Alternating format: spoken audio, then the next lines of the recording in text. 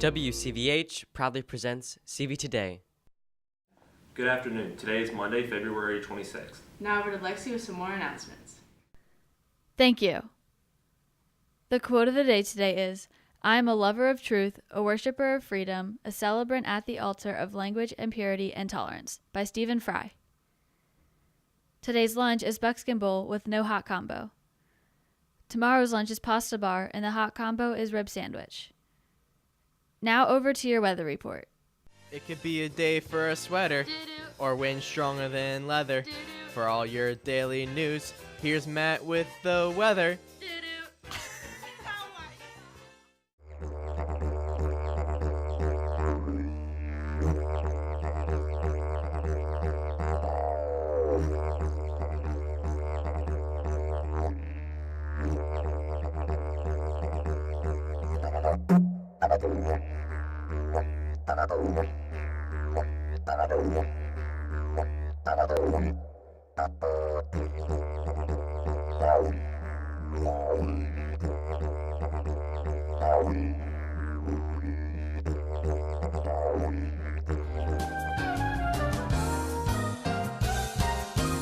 So Matt forgot his suit today, so Panaman's taking over.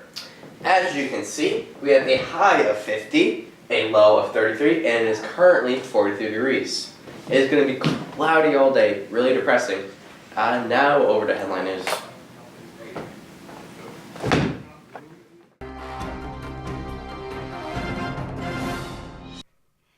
Images of a tornado touching down near the Kentucky-Tennessee border, caught on cell phone video. According to the National Weather Service, parts of Kentucky and Tennessee were under a tornado watch until early Sunday morning. Most of the damage happened late Saturday. Looked outside and start seeing the trees start bowing and start doing this. And right about that time, I all of a sudden felt the pressure on the window. I went, gotta go, we gotta go. Several people in Kentucky were killed due to the severe storms.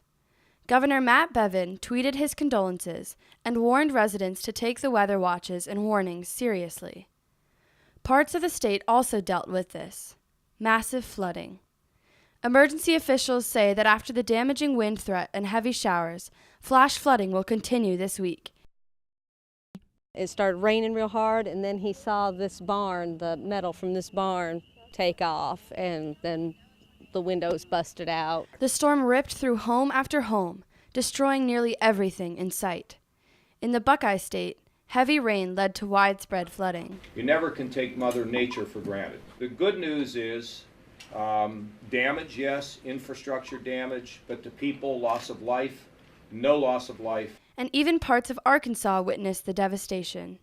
At least one storm-related death has been confirmed there. I'm Sophia Steed, reporting. The Catherine Oster Scholarship is now available in the guidance office. To be eligible for this scholarship, you must be accepted for admission in a fully accredited college, university, or vocational school located anywhere in the United States. The scholarship deadline is April 15th. Now over to an announcement from NHS.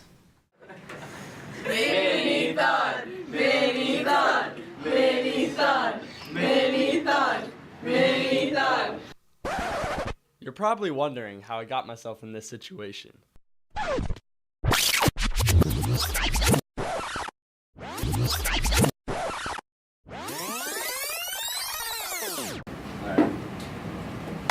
Good morning, class. Welcome to Stalin Day, where we learn all things Soviet Union and mustaches. Mr. Steed, it's Stall Day, not Stalin Day. Pretty sure it's Stalin Day. It's stall day. You have to count all our change before we start class. Why on earth would I do that? It's for the kids, not the USSR. Bring in as much change as possible this Wednesday so that you guys can miss out on as much class as possible. Alright, you're ready.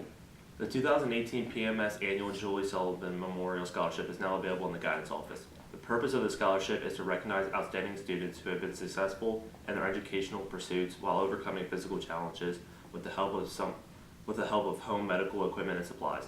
The scholarship deadline is March 23rd. Course selection for the 2018 and 19 school year is in full swing, so take a look at some of the elective course options you may want to consider.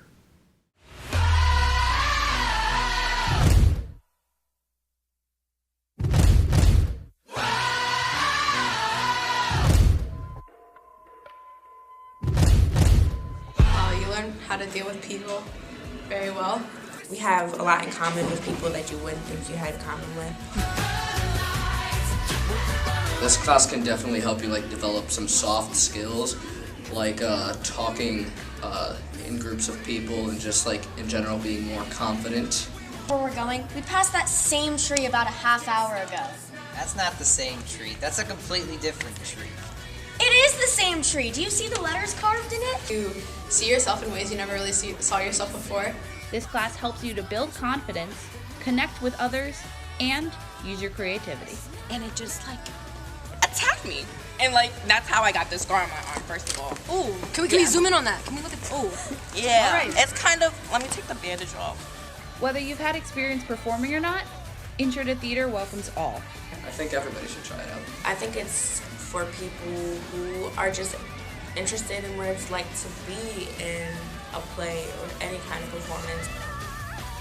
This is the greatest selective. You should take it. Attention students, Student Council wants to remind you that the annual talent show, CV's Got Talent, takes place on Saturday, March 3rd. Tickets are on sale at lunches from now till Friday, March 2nd for students only. Price for pre-order tickets is $3 per person, and a student ticket will reserve a seat for you in the front of the auditorium. All tickets sold at the door the night of the show will be $5, so buy your tickets now. All proceeds will be donated to the NHS Minithon. Now over to Money with Mead.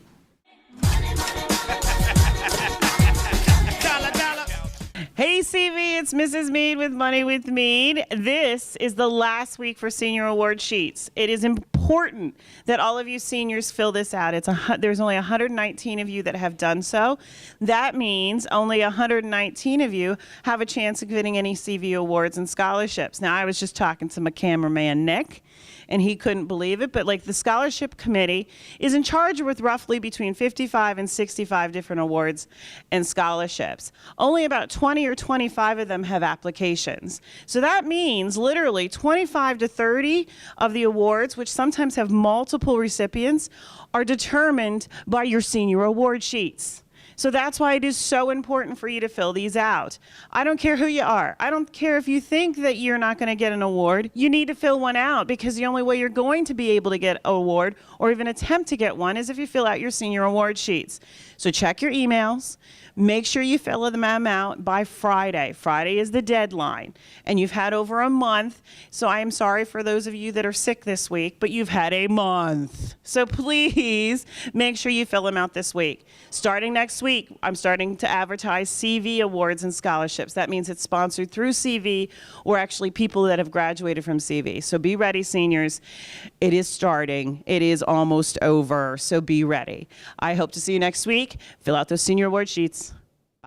The Holloran Education Scholarship is now available in the guidance office. This scholarship is eligible for a student who is accepted into a 4-year accredited college and achieves a cumulative GPA of 3.5 or better during high school. This student also has to have demonstrated school or community service involving promotion of multiculturalism during the first 3 years of high school. This scholarship deadline is March 31st. Now over to Mental Health Monday.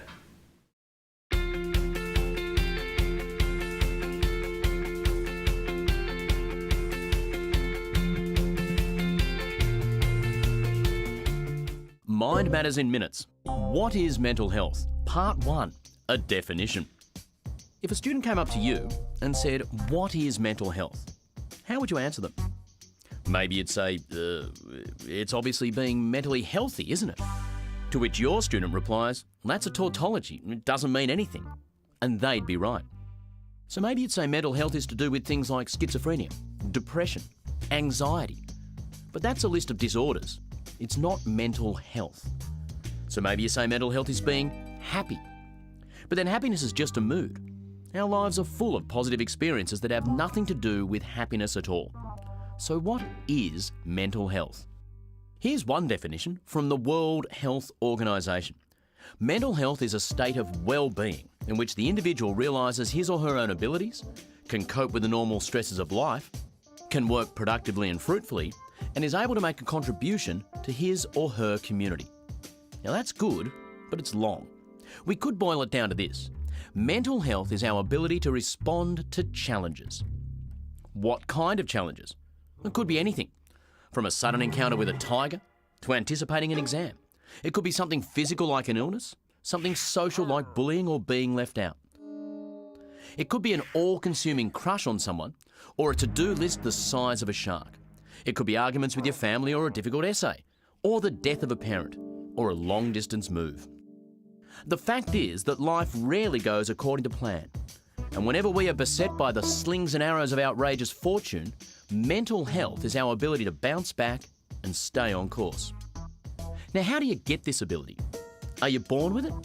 No. Mental health can change, and the things that tend to shape it are called risk factors and protective factors. Protective factors, such as a sense of self-efficacy, a supportive family, or strong friendships, tend to cushion and support you, making it more likely that you'll maintain a state of positive mental health and stay on track. On the other hand, risk factors such as chronic illness or low socioeconomic status can have the opposite effect, exacerbating the impact of disruptions in your life and making it more likely you'll experience a decline in mental health. The good news is that protective factors can offset risk factors. And even better news is that protective factors introduced in early years can help shape positive mental health across a person's lifespan. So if a student asks you, what is mental health? You can say mental health is a state of mind that allows you to cope with the endlessly inventive challenges life throws at you, and that state of mind can be at any time eroded by risk factors or supported by protective factors. That's a great explanation, and your student will love and respect you for it. But it does raise another important question. If you wanted to improve the mental health of as many people as you possibly could, what do you think would be the best time and place to do that?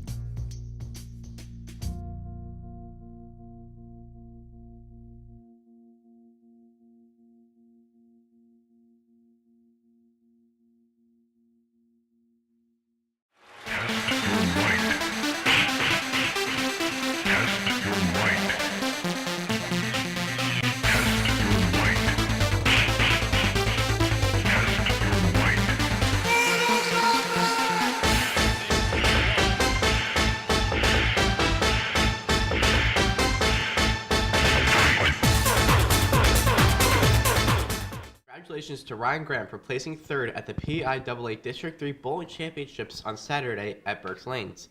Andrea Gribble placed 24th in the girls division. Ryan, Andrea, and Robbie Jack will compete in the regionals this Friday. And congrats to Jane Livingston for placing second in the 60-meter hurdles at the Indoor State Championship at Penn State on yesterday. Jane's performance and time of 8.55 seconds qualifies her for the national indoor meet. Also, congrats to Nate Kruczewski for his 17th place, finishing the boys' mile with a time of 4:36 and 50.50. If you're interested in playing girls lacrosse this spring, there will be an informational meeting for players and parents Wednesday, February 28th at 6 p.m. in room 173. Paperwork and the 2018 season guidelines will be discussed. Hope to see you there. Come out and support the Bucks. Now we're to CV Sports Highlights.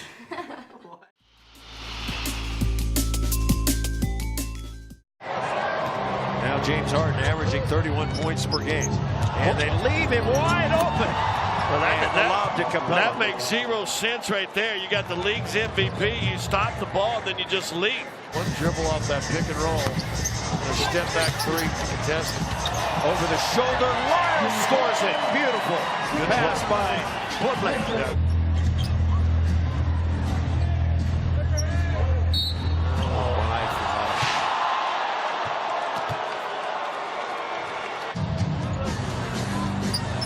Murray trying to get by Wright is a great shot blocker. Throws it up and in. Here's a candidate for our Cooney Lexus drive to the game. Mark that one down, gang. Jokic coming in. Jokic up and under. The Okie choke. 108-104 now.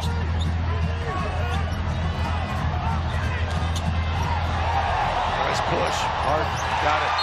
Nice push.